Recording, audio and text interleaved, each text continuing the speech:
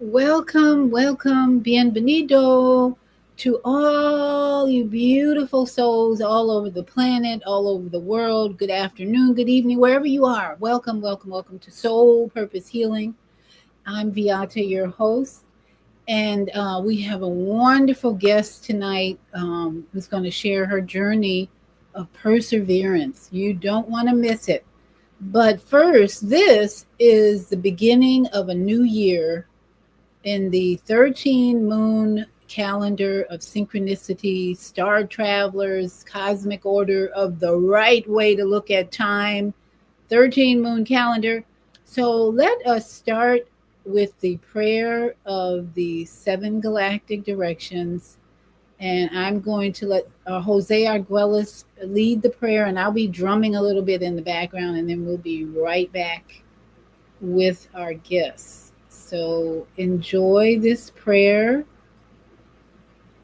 and stay in the right frame of mind to begin your year with the right numbers, the right timing. From the east, house of light, may wisdom dawn in us, so we may see all things in clarity.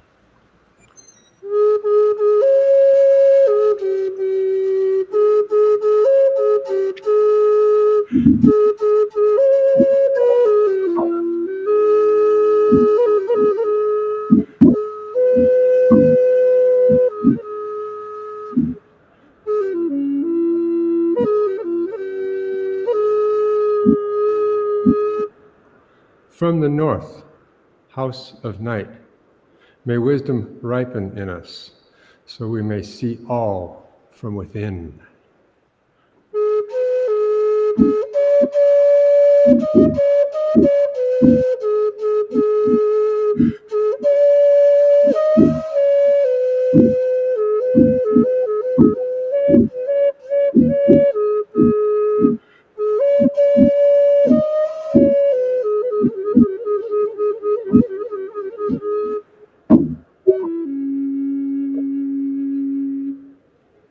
From the west, house of transformation, may wisdom be transformed into right action, so we may do what must be done.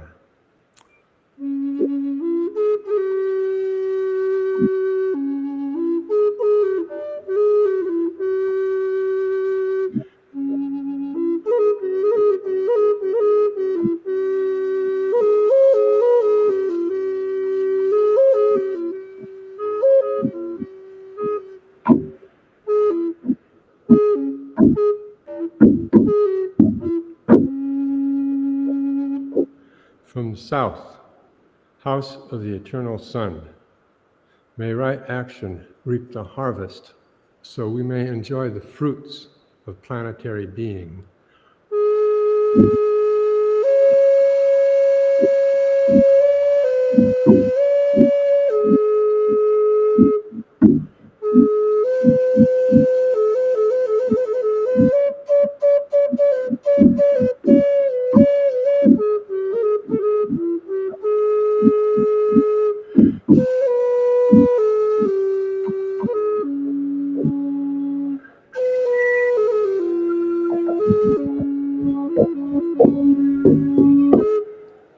From above, house of heaven, where star people and ancestors gather, may their blessings come to us now.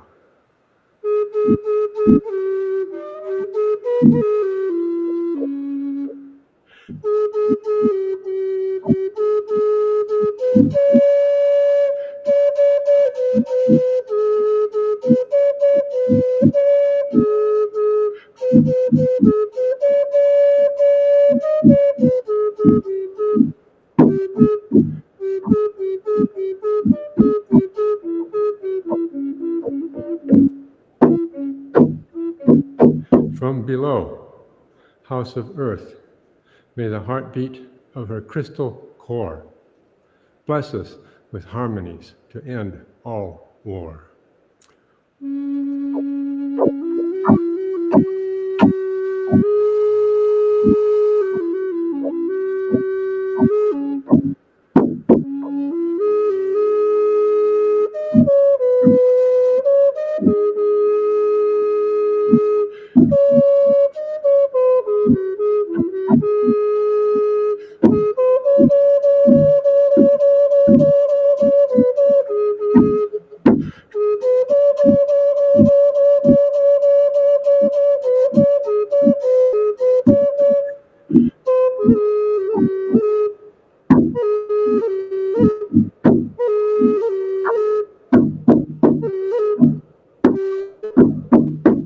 from the center, galactic source, which is everywhere at once. May everything be known as the light of mutual love. Ayum Hunabku Eva Maya E Maho. Ayum Hunabku Evam Maya E Maho. Ayum Hunabku Evam Maya E Maho.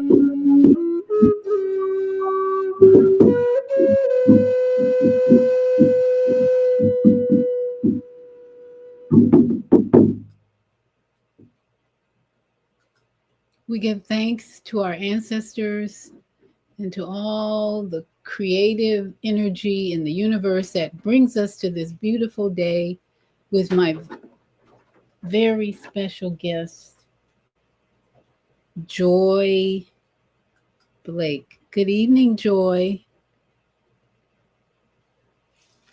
Hi, I'm getting feedback. I'm hearing everything double. Uh-oh. Okay, we'll see what we can do. Well, we can see you, but we're not hearing double. You're saying you're hearing double? Yes. Do you have another mic open somewhere, your phone or any two things open?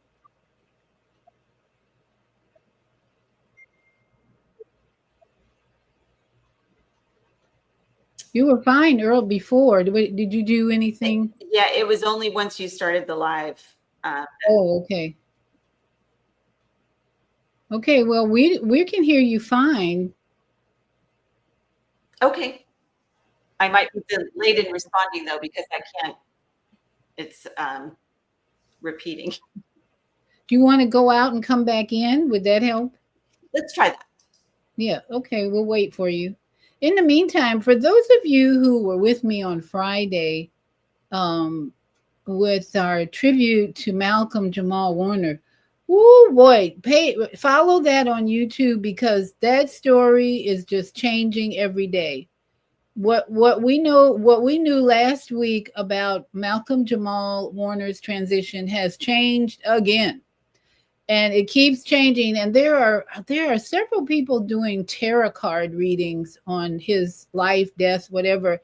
And oh my goodness, it is the most fascinating information about one person that you could ever want. But pay attention because this is the year, 2025 is the year that all evil is being revealed.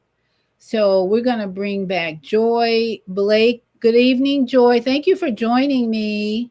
Hello. Much better. No feedback. Okay, great. You look great and your background looks great. Lighting is perfect. Thank you so much for joining me. Our friend, Dr. Sosa, referred you, and she is just the most amazing soul that I have encountered this year with such grace and compassion and wisdom that I'm so glad that she's connecting now.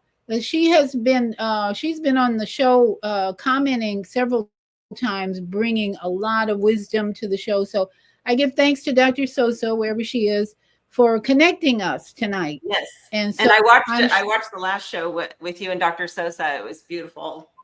Very good. Thank you. I enjoyed. I have to have her back on again. She has so much wisdom and experience. My goodness. So thank you for being here. And as I was thinking about the word perseverance, and the first experience that we have as souls is coming out of our mother's womb, belly womb. I thought, You know, some people think that the woman is the only one doing the work when it's time to deliver, but that baby, we inside are persevering as well. And that's the beautiful part about being a doula and helping pregnant moms to realize it's a baby and the creator bringing.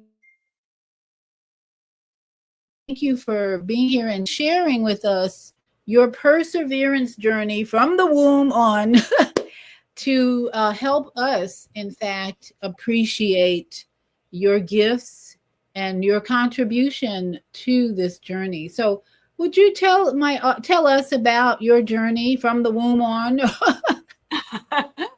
Okay, well, I was born and raised in California. I was I grew up in Compton, California.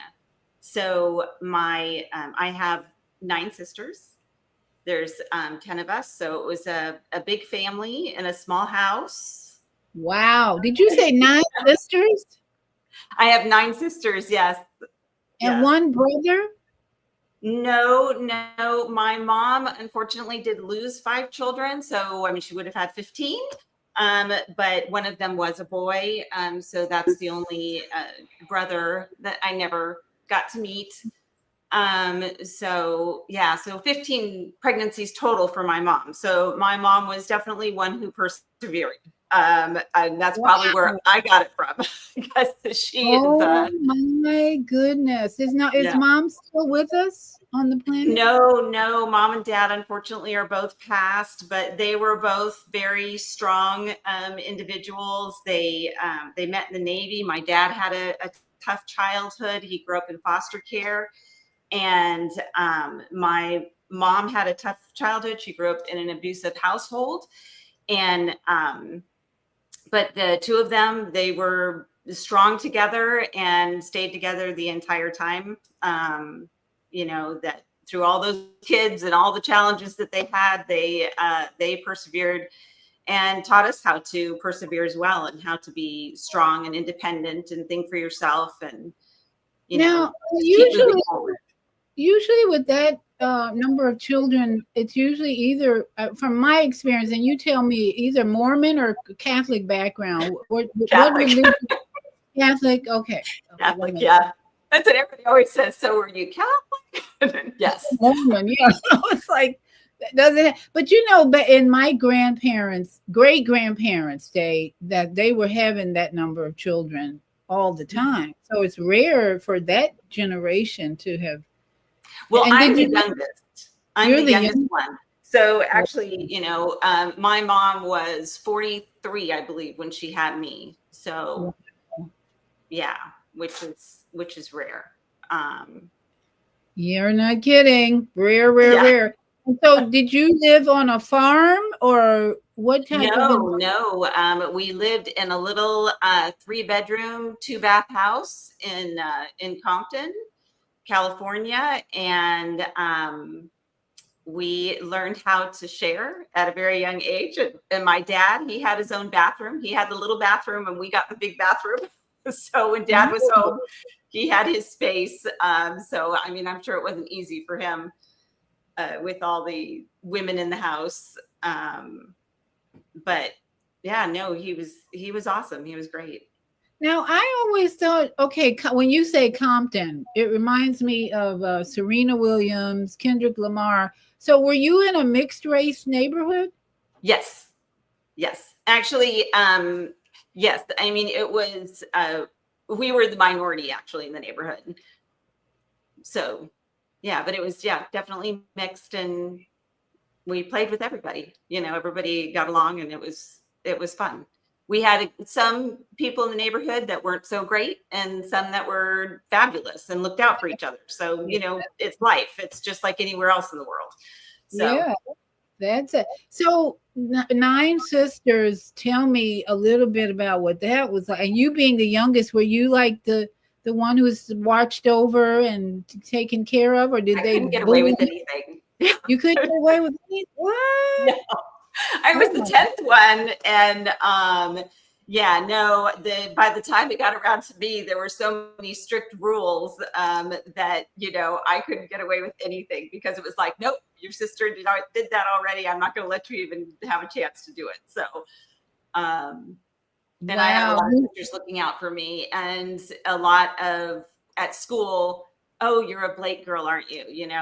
A lot of that, because we all had the Blake noses. We all look very similar. Um, my sisters are all, beautiful. So I would get that all the time. Oh, your sisters are so pretty. Thanks. What about me? So, but it was fun.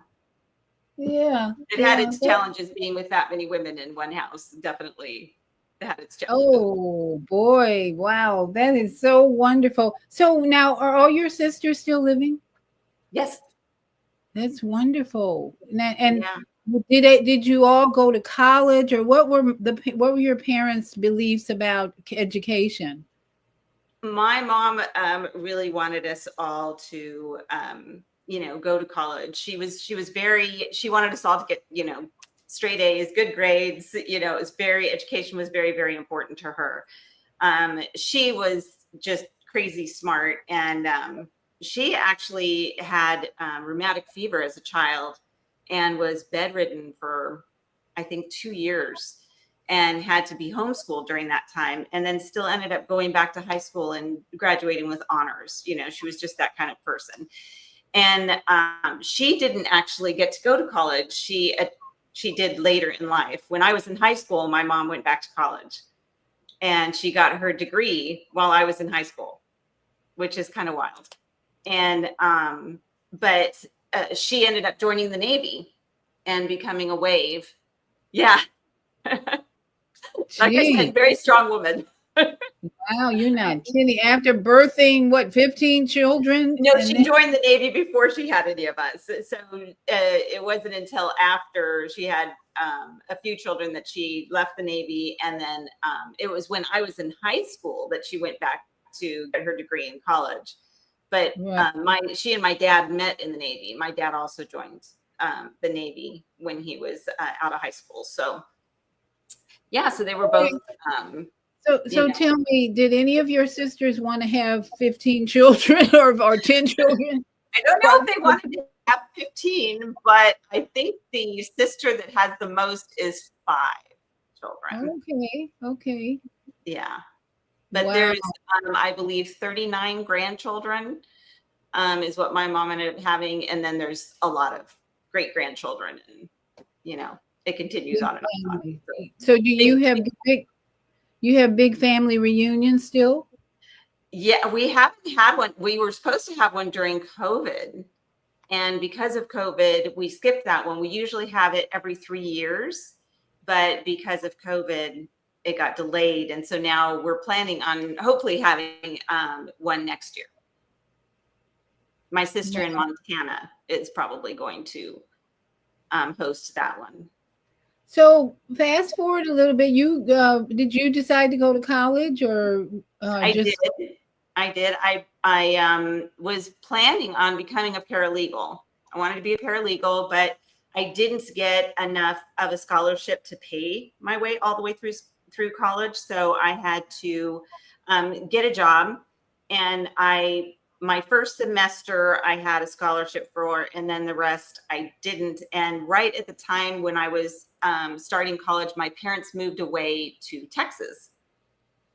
So I had to move out on my own and go to college part-time while I had a full-time job, and was, paying for my own apartment, had to buy a car, had to do all that sort of thing. So at 19, I was on my own, and I, ended up just like taking classes when I could. So it took me a really long time to finally get through college, but I did finally graduate in the year 2000. I think it took a really long time to get through college, but I did finally graduate with a degree in business and management. And all throughout, while I was going to college, I was building my career. I worked at Wells Fargo in the international systems area, and I was a programmer at one point, and just did odd jobs here and there, and then settled mostly on doing systems analysis and being the problem solver, the SME, so to speak, so subject matter expert on our various systems and things like that. So after I left Wells Fargo, I continued to do that same kind of work. I would just end up becoming the subject matter expert on the different types of systems that were in that company. And so when there were a problem with it, then I would fix the problem. So very different from what I'm doing now. It's still creative. A lot of people don't think that it's creative, but honestly, when you're being a problem solver in technology, you have to think like the programmer who wrote the system, because everything that we use is written by a human being. Well, now with AI, we're taking that a whole nother level, but everything gets started with somebody programming some code. And when they program that code, people think in different ways. So when they write that code, they write it in a logic that makes sense to them, not always in the logic that would make sense to everybody. So when you are using different types of programs, then you have to try to think like the program does. And I was very good at that, at being able to understand sort of the back end idea of the different systems and learn quickly and figure out problems very quickly and be able to fix them or tell the developers how it needed to be fixed, depending on the situation. So what made you decide to go into your own business? So I always have liked photography and being out in nature and animals and things like that. And a few years back, oh gosh, I think it was probably 8 or 9 years ago now, I had an opportunity to go to Scotland, and I was taking pictures there. And I took a picture of this Highland cattle, and it was in a pasture, and the guy who was leading us was like, "You need to get out of there because that thing rush you." And but it was fascinating to me when I was taking this animal's picture, the look on its face, and just the idea of it. You could tell that it wanted to start coming at me, but at the same time, it was giving me an opportunity. And I thought, that's so interesting. We don't realize how many times that things are communicating with us, and we don't really pay attention. So I took the picture, and it was great, and I loved it. And that's what started me on. You know what? I want to be able to wear that because I think they're cool looking. And then I thought, well, I'm going to write a poem about it. So I wrote a poem about it and put it on a thing. And I started in the back of my mind going, well, I want to start something where I am putting images up and writing the poetry that goes along with it. So I started a company called Images That Speak.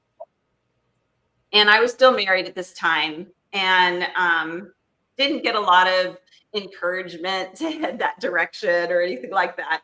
And still working, doing systems type work, and then ended up getting divorced. And after I got divorced, I found some other jobs, and I got laid off of one, and thought, you know what, I'm going to try and do some of my other stuff, some of the pictures that I have come up with and the different poems that I've written that goes with them. And then I got another job. And then when I work, I pour my whole heart and soul into it. So I work, 12 to 14 hour days on a regular basis when I'm working. So I don't have a lot of time to do anything else. So this last time I got laid off, I was like, you know what? I really want to do this thing where I put it on clothes, and I'm, really marketing. I just want to make people smile. I just want people to embrace the fun and see, see the animals, see the nature, see the things that are around us in every day. I look at things like, wallpaper, and I want to take a picture of it because I'm like, that's really cool looking. That would make a cute top, things like that. And so I just started doing that. I thought, you know what? The last time I got laid off, I thought, I worked so hard for everybody else.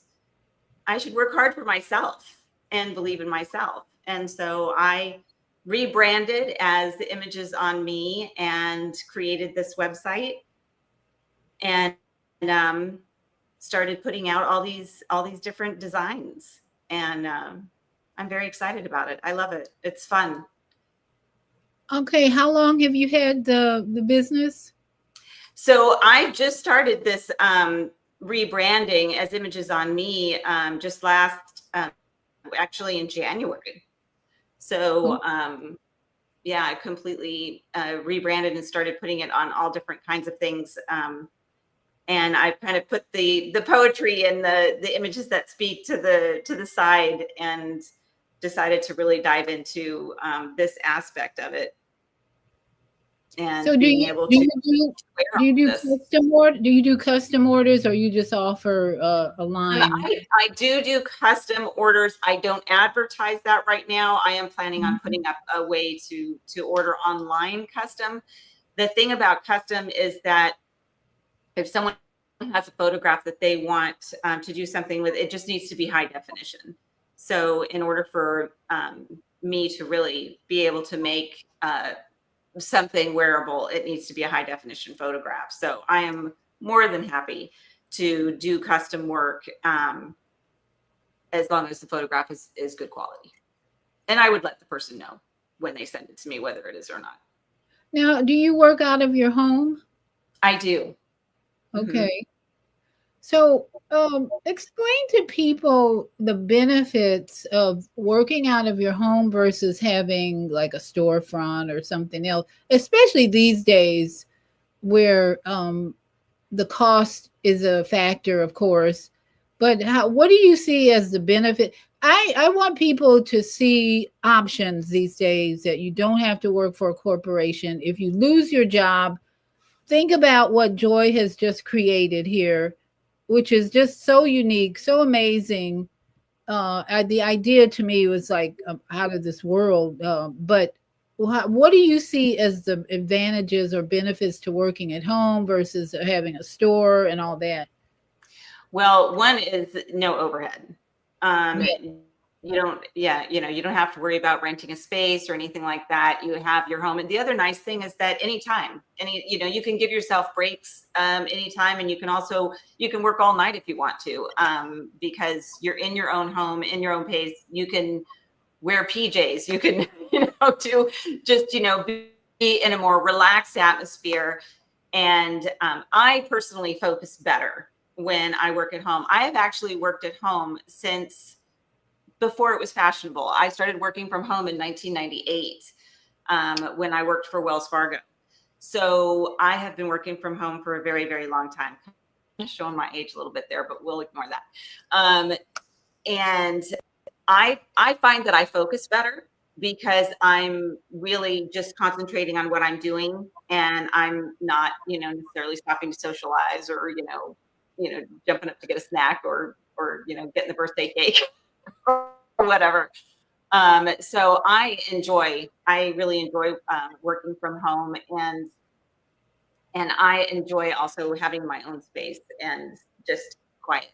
If I want music to help me, inspire me, I can turn on music. If I want total silence, I can have total silence. If my cat is sick, I can take care of it. Anything like that. It's just nice to have that flexibility. The other thing about what I'm doing right now is that, avoiding the overhead and avoiding the additional costs and things like that, is that everything that is ordered is printed at the time it's ordered. So it's not, I don't have a whole bunch of inventory that I'm spending a ton of money on holding that may just end up going to waste and going to a dump and then causing more garbage for the world to have. Everything is done as needed.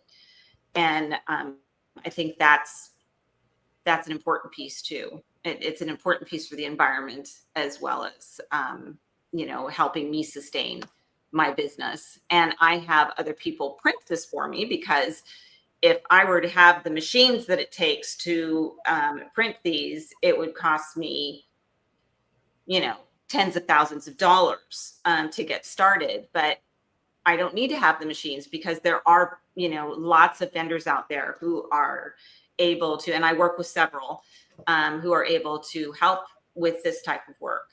So it's takes just a lot of research and figuring out exactly what you want to do. And then when you find it, you make it work. My nephew had a t-shirt business in Atlanta, and I think he had a storefront, and the biggest expense was with the equipment, and having the equipment break down, and having someone there to work the equipment and greet customers. And so he finally had to shut that down, because it gets too expensive. So what were some of the biggest challenges you had in starting this creative work? Well, one of the biggest challenges is still a challenge that I continue to face, and that is marketing. I am not a great marketer. I love to design. I love being on the background. I'm actually pretty shy by nature. So this is completely out of my comfort zone, coming and talking like this. But, if I want to be successful, then I know that I have to get out there, and I know that I have to, figure out the best way to market. So right now I am, I advertise on Google, on Facebook, on Instagram. I need to expand to like Etsy and TikTok and those kinds of things. So it's a gradual, thing of just taking it step by step, and, continue moving forward, and, figuring out what works and what doesn't. And that's just what I keep doing. Now, I'm sure you wear your clothing. I do. Everywhere. Yeah. That seems to me would be one of the best marketing tools to practice or use, to wear everywhere, wherever you go. And then what kind of feedback do you get from people? I get a lot of positive feedback, actually. I try to always carry business cards on me, because someone will say, "Oh, wow, I love your shirt." I'll go, "Oh, thank you. Here you go." Here's my card. It's actually, my design. Or, love those leggings, or those are cool pants. Those are different. Or I've never seen shoes like that, so, because my shoes will match my pants, and they'll be like, "Oh, how did you do that?" It's exciting to see people's response to it. And that's exactly what I want. I want to have things that make people stop and, smile, or just go, "That's cool." Because that's what, my sort of, theme is embrace the child within, wear what makes you smile. And that's, I love that. Yes. Yeah. Yeah. Now you're in Florida, right? I am. Have you looked into farmers markets? And at the farmers market, the only thing that has kept me from that is that you need to have they expect to sell right there. So you need to have a lot of inventory. Okay. And I try to avoid having a lot of inventory, since I don't have a storefront. But I do have places where I will put out flyers, or I'll put out, my business card and things like that, so that I can get out there. And if there's a farmer's market around that you know of, or anybody knows of, where I can go and just have some examples, then, that would be lovely, because I could definitely do that. Perseverance part, because I do linen clothing, and I looked into farmers market, and boy, you have to have a professional sign. You have to have a professional setup. and there's a preliminary work to be done just to get accepted in the space. Winter Garden is a huge farmers market in our area, and I'm always impressed by the people who have done the work to be there early Saturday morning and sell whatever they're creating. It's always so. It would be really nice if you did have a few items you could have on display there, and then at least have people place an order. True. Yes. Just have maybe 10 items there, and then have your catalog or your flyer there or your website, just to show people what their options are, because it's such a unique idea. And I'm really encouraging people to create their own businesses these days. You have to, because the way inflation is going, you have to be creative in making money, period. Yeah. Job front is tough right now, definitely. Oh my goodness, it's crazy.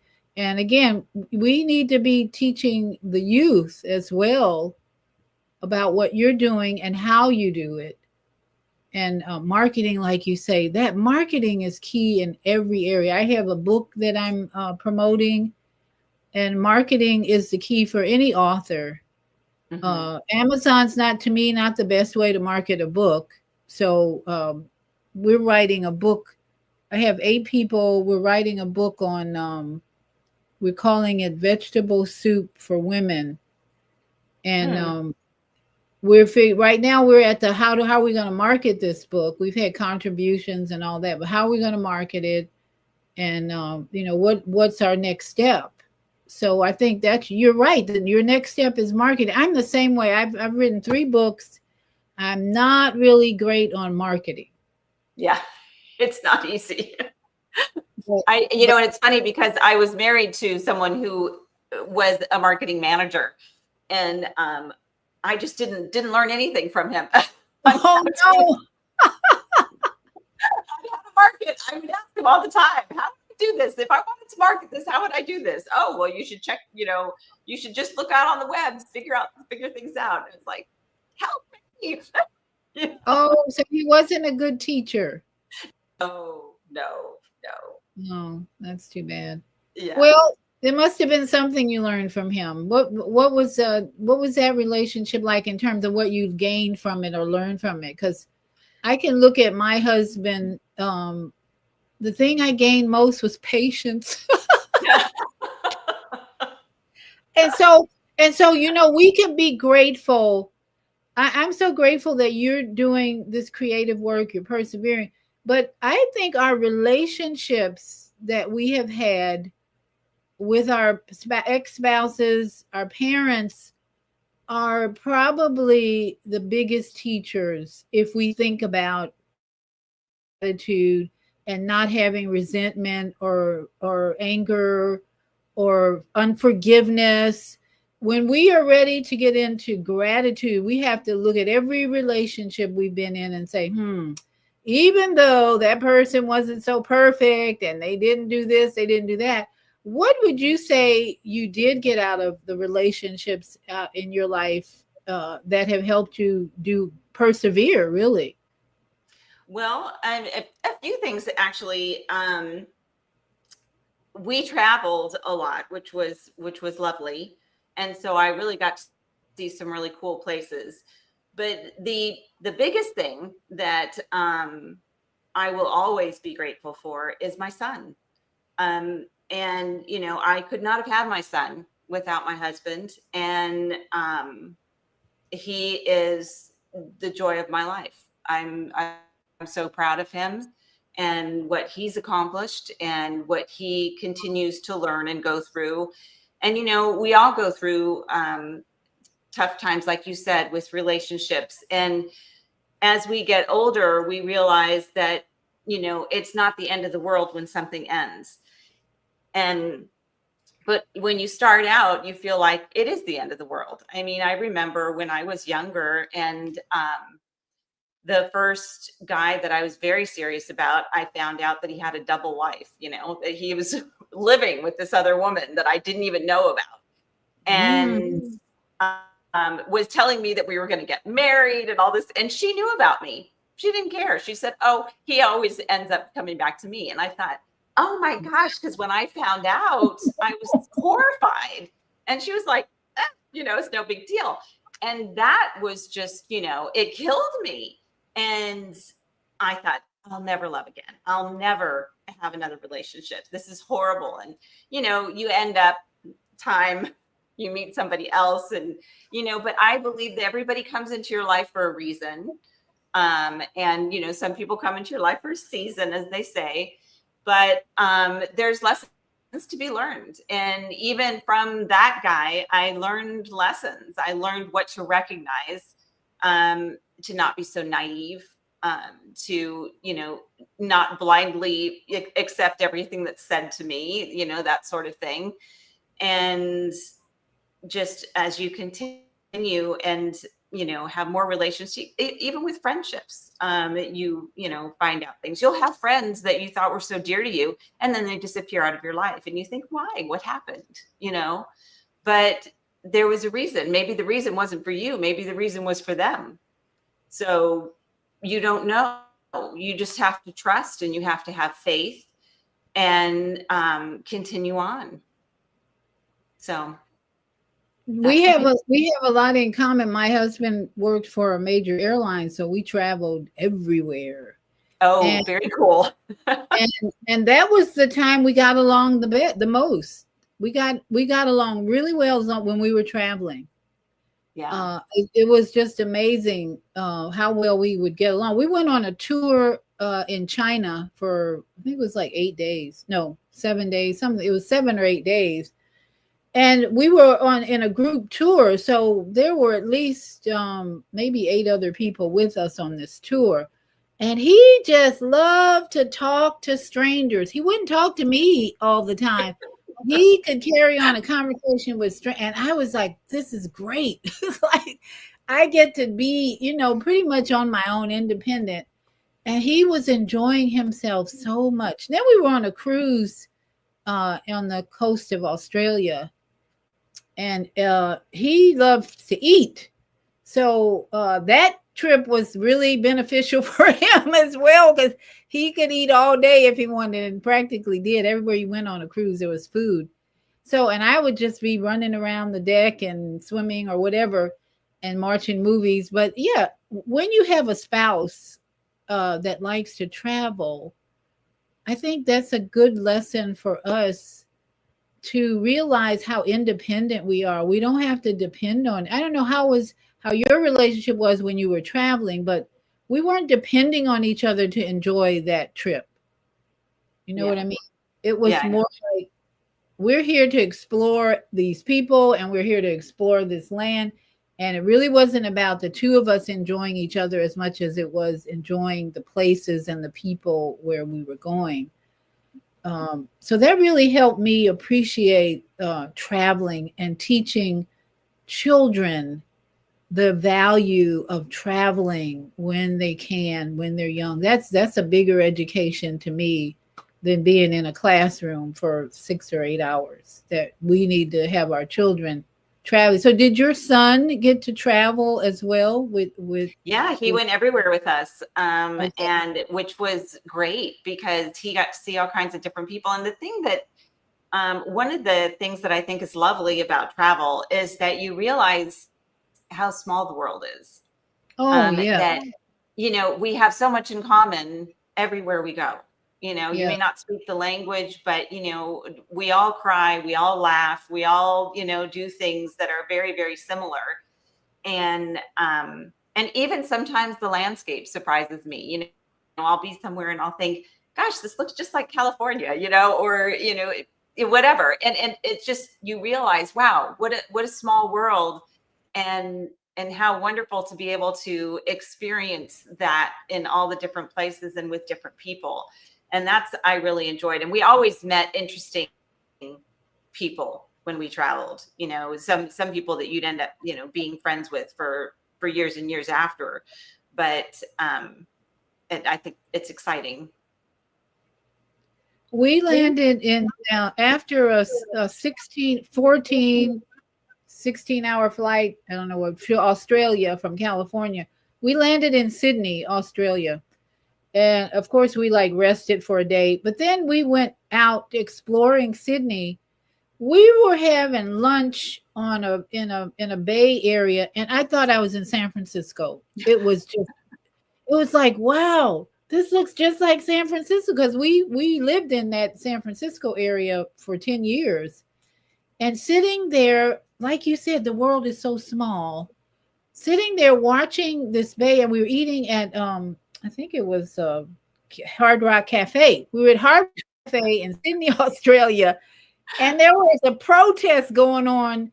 It was a protest about gay rights or something. And I'm like, it was like time travel. Like, where are we? Are we in Sydney, Australia? Really? So that blew my mind, because just sitting there, it's like we weren't even in another country or another city. We were in San Francisco, and then boom, we're on this cruise, and then everything changed. But yeah, you really do learn to appreciate this world. People, we're all the same.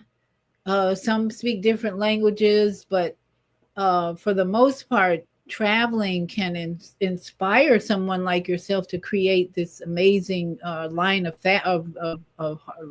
fabrics, or not fabrics, but wardrobe. So from where do you go from here, as far as in marketing and all that? What are your next plans to advance your business? So marketing, like I said, with I'm wanting to get into Etsy. I haven't gotten into the Etsy world yet. Probably into Amazon, and continue step by step of just moving forward in that sense. And then I'm going to travel some more, take some more photographs in places I'm going. And my next trip will be to actually Egypt. I'm going to. So that's going to be very exciting. At last minute, I got an opportunity. I don't know if you know Anthony Profeta. He's leading a tour to Egypt, and we'll get to, Cairo, and get to see the pyramids and all of that, and get on an air balloon ride so that I can really get some photographs from up higher. So I'm very excited about that, and the kinds of clothes that I'll be able to design from those photographs. Ooh. Okay. Yeah. So I see your mission then, to capture new pictures and create new clothing from those pictures. Is that right? Yep. From everywhere I go, and even here in the United States, even around my house, like I take pictures of gators and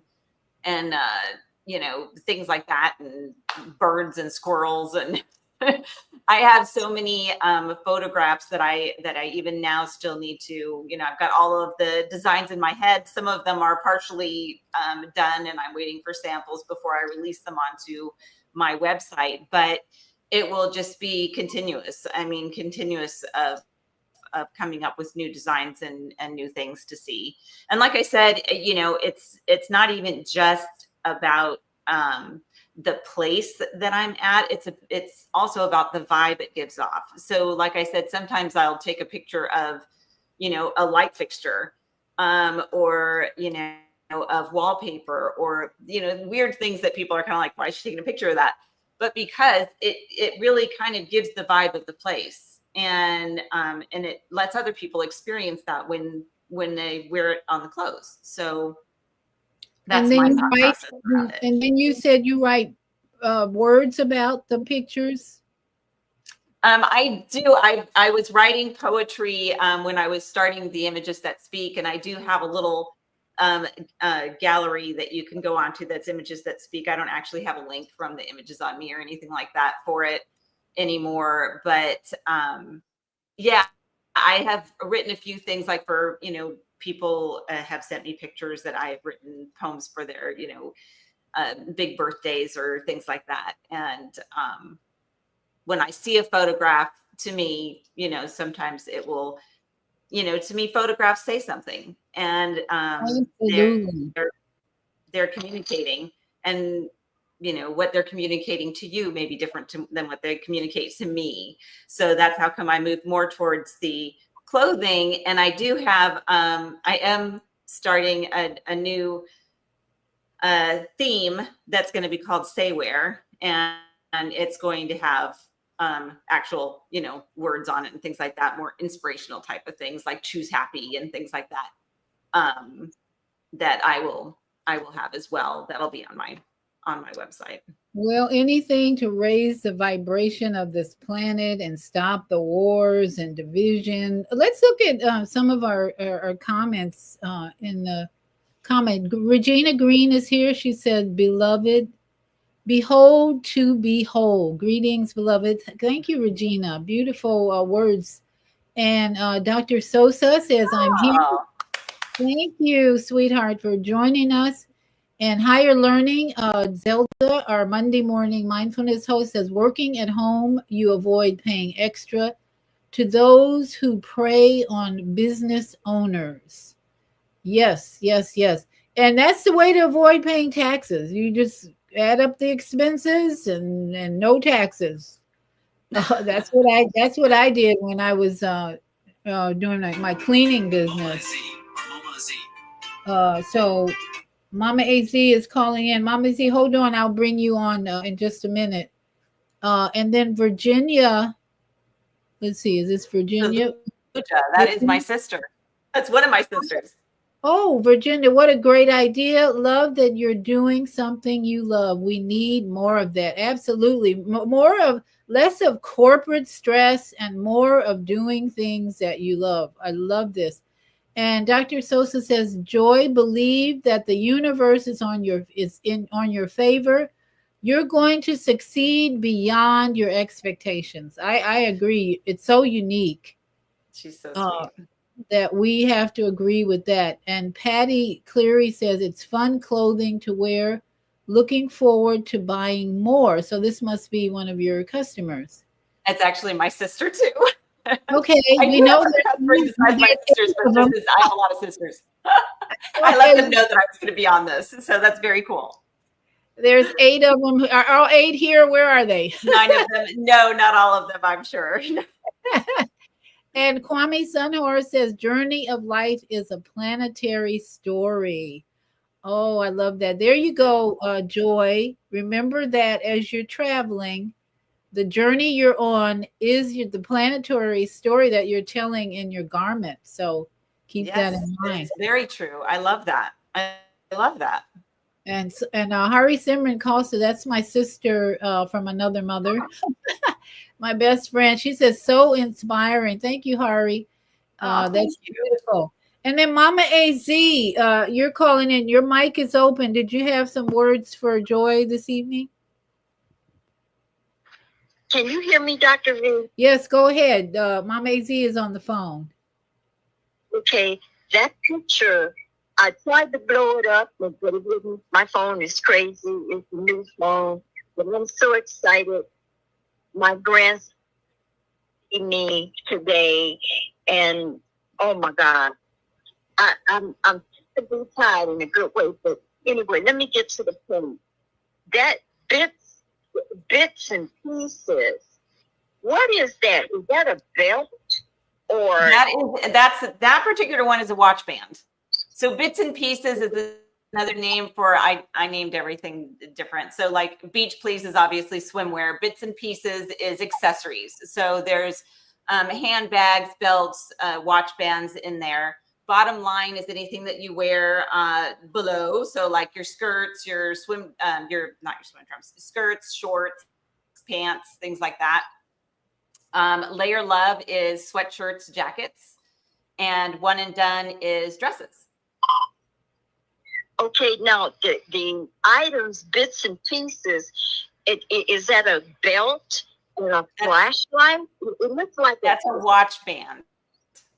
Oh, so it's that's a watch for band. an Apple Watch. That's the actual watch band. Oh, okay. Thank you. This inspires me. It brings back memories 60 years back. And thank you so much, Dr. V, for just capping my day with this sister here. And thank us. Peace. I'm going to go back to the YouTube. Thank us. Okay. I even, I imagine, Joy, you could have posters of some of your pick. Have you thought about that, having actual posters? I have, and when I've talked about the poetry and stuff like that, I was thinking there are some like little wooden designs that you can hang, that I was thinking of putting some of the photographs just on that, and then some of them having the poetry on. That's something that I may add on a little bit later. But yes, I have definitely thought about that. Yeah, well, I am so excited for you, especially if you're going to be doing some traveling, because if you set the intention as you travel to see beautiful, inspiring things, places, you're going to really capture some awesome, unique. That's the thing about your business. It's very unique. And the more unique your pictures are, I think the more successful you're going to be, because people are not going to be able to find those pictures anywhere because you capture them. Yeah. I even look at ceilings. I take pictures of ceilings. Ceilings are beautiful. When you look up and you think about the time somebody spent to design some of this architecture, it's amazing. And when I was in London, a lot of times you look up and the ceilings are amazing. And I took pictures of ceilings. I have some, I actually have some leggings that are going to be coming out that it's the ceiling. But it just looks like a geometric design, but it's the ceiling. And it's just, it's beautiful. Yeah. Oh, I'm excited for you. This has just been so inspiring for me, of the pictures and the art. And I hope everyone here with us tonight is inspired to create your own at-home business. Just think of what you can do taking pictures, for instance. I mean, that's where it starts, is your passion is taking pictures and say, what can I do with these pictures? Yeah. Next thing you know, you have quite a business going here. So that's great. So thank you so much for sharing this. I hope you'll share this on your website.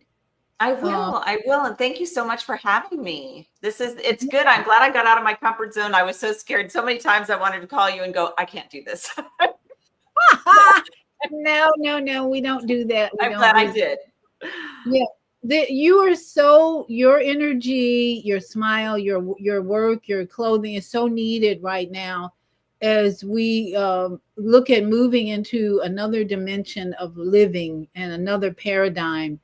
Everything is being made new, but right now it's so chaotic. We think it's not going to get better, but it is. When we see people and meet people like yourself, there's hope. There's hope. People are creating. And I am going to show my grandchildren your website because thank you.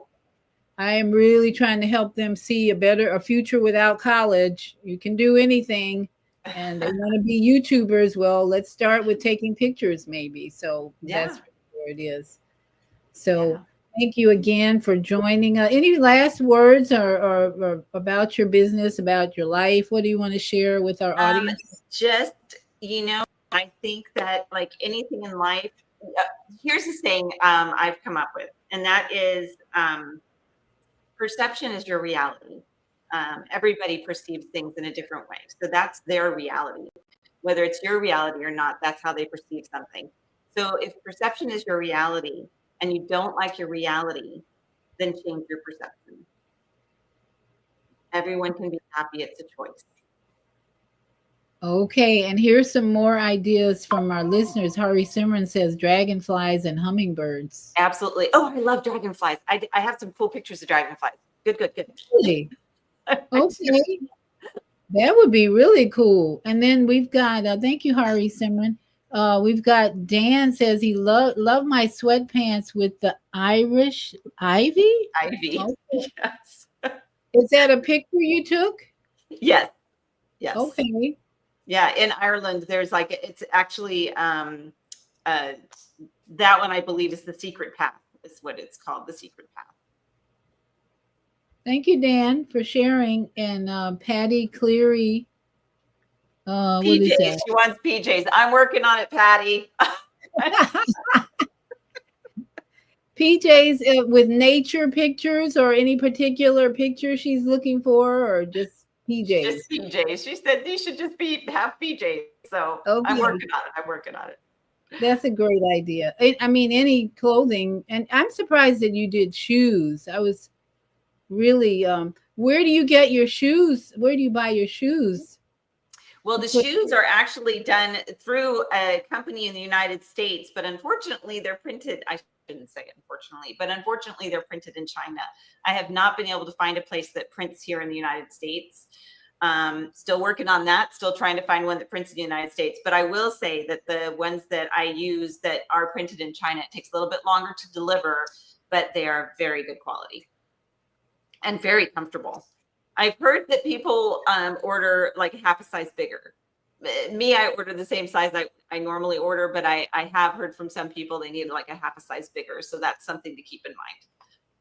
And then how long does it take for if someone places an order for shoes like that, where you have to have them, they're done in China and then they come here? What's the time on that? The shoes take a little bit longer. It's like anywhere from 10 days to like 18 days. That one's a long time. The shoes take a long time, but everything else is usually 7 to 10 days is about what it is. Okay, that's not bad. That's about average. Yeah. Yeah. And Patty says you sleep better in fun prints, nature or animals. I love it. Absolutely, yes. Especially if you're a nature or animal lover, because you're like going to sleep, but you don't have to have the cat and the dog in there with you, just on your clothes, on your PJs. Exactly, just wear them. That is too cool. Okay.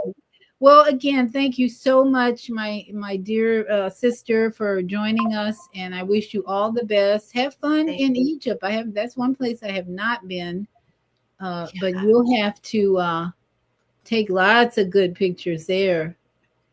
Where to hear what's seen. Kwame says, where to hear what's seen. You're getting some great ideas here, because that's what it's all about. Creating a new reality for all of us. Yeah. So we're going to say goodnight.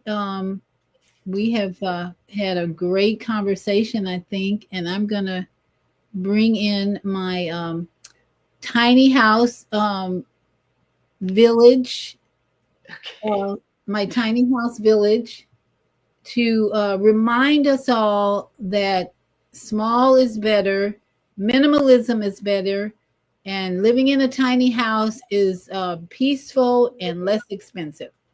And thank you again.